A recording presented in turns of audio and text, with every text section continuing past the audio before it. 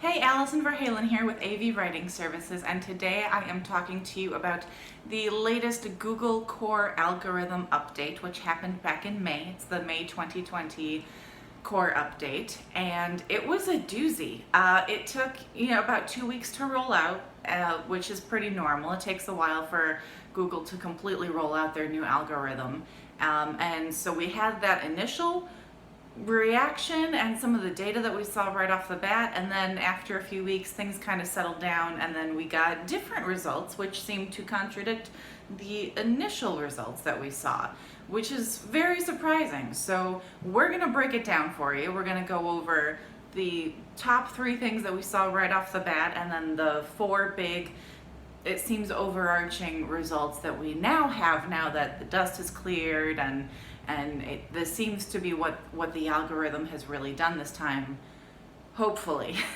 So let's start with that initial reaction. So at first, obviously, there was high traffic volatility. Even that happens all the time with Google algorithm updates. Every time they change things, you're gonna fluctuate in the search rankings, you're gonna fluctuate in traffic, probably because of your search rankings, if not because of other things. So again, prepare for it, but it seemed even more extreme this time than it usually does. So we had even long, well-established, well-respected brands still saw huge spikes and dips and spikes and dips in their traffic, which is, again, unusual even for a core update. So that happened, and then once that seemed to clear up a little bit, we had some very unusual winners that seemed to come out on top from the latest algorithm update, which was things like Amazon and Reddit and Etsy and Pinterest. Now, Pinterest kind of makes sense because, again, we all know people love images and pictures. We're very visual creatures, and images have been sort of a factor in Google's algorithm for a long time now, but it was very strange that all of a sudden you could search just about anything and Google seemed to direct you to Pinterest or Amazon, and these images would pop up right at the top. This could be a case of the tail wagging the dog, right? So is this what Google users really want? Do they really want to go to Amazon? Could they just go to Amazon if they wanted it? If they wanted something particular from Etsy, or if they wanted to look at pretty pictures on Pinterest, wouldn't they just go to those websites themselves? Well, yes, they can, and B, they probably are, and that could be why they initially had a surge in Google rankings right after this algorithm update, because everyone is stuck at home. A lot of people are trying not to go outside even when they need to buy something. So they have Amazon send it to them. So Amazon has been doing really well with this pandemic. Etsy has been doing well also because, again, you get to buy stuff, it gets shipped to you, you don't have to go to a store to buy it, you don't have to go to someone's home to get something from them. And Etsy has the other advantage of supporting small businesses and solopreneurs, which is also a big trend right now. So it could be that because people were going directly to Amazon and Etsy and they're at home, so maybe they're spending more time on Pinterest and other social media sites, maybe that actually prompted those sites to increase their Google rankings, because Google pays attention to that. Google sees if you already have a lot of traffic for other reasons, that's in turn going to boost your search rankings. So there's it's a little bit circular, right? You get the more traffic, which increases your search rankings, which gets you more traffic, and it all kind of feeds off of each other. So that's what happened initially. So let's take a look at the results a few weeks after that. What seems to have happened in the long run? What is the true result of this latest Google Core algorithm update? Well, first of all, high quality content.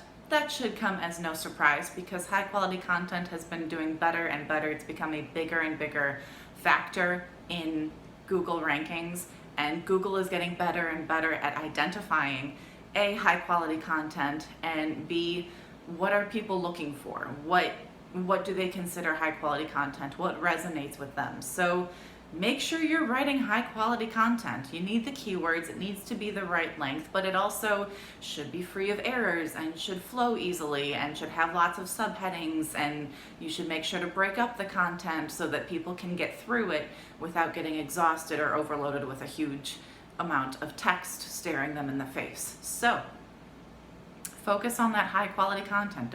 Don't just throw something together. You have to be really intentional about what your audience wants.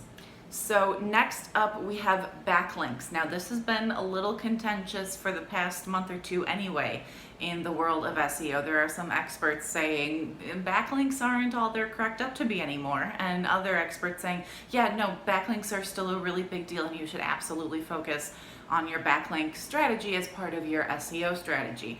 Well, the latest Google Core algorithm update seems to back up the claims that it's not as big a deal anymore. Google is not, because it's focusing on that high quality content, it's not focusing as much anymore on some of those external factors like backlinks. And in some cases, people even found that it backfired when they were doing their internal linking. You know, so you write a blog post and then at the end of it you link to your sales page that is relevant to the topic you covered in the blog post. Sometimes that blog post would rank better for those target keywords than your actual landing page would rank. And that's a problem because you want to direct people to the landing page.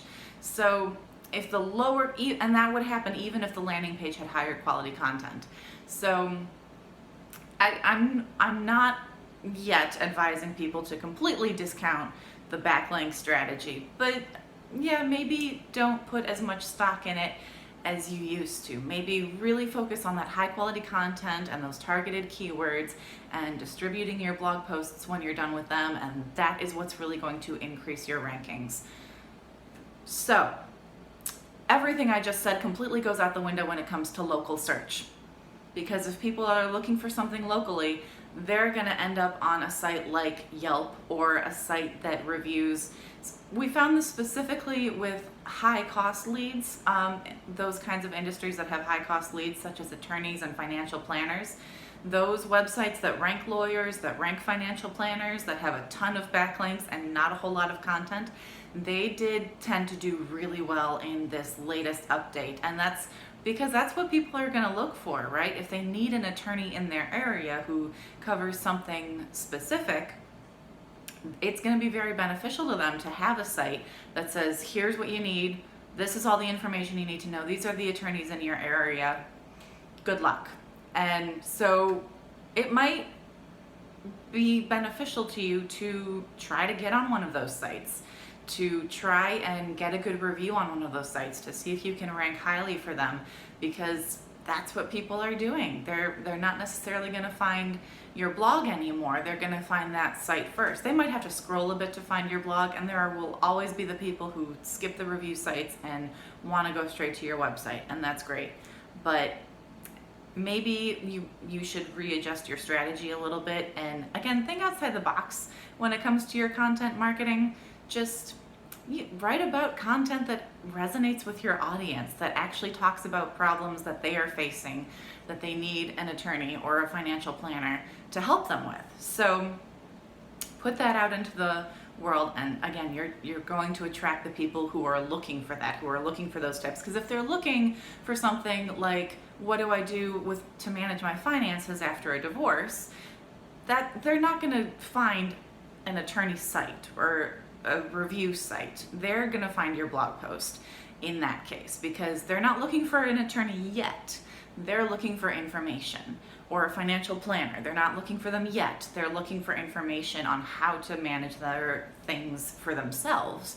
And then when they're ready, that's how they'll reach out to you, because you'll have already gained their trust. So again, it's about getting in front of them in the right stage of the buyer journey.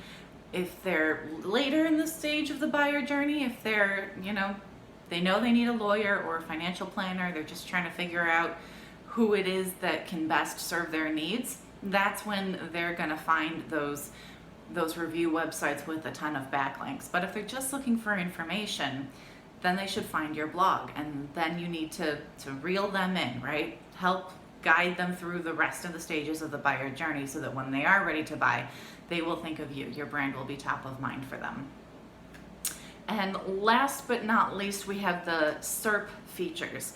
So the SERP features, search engine ranking pages.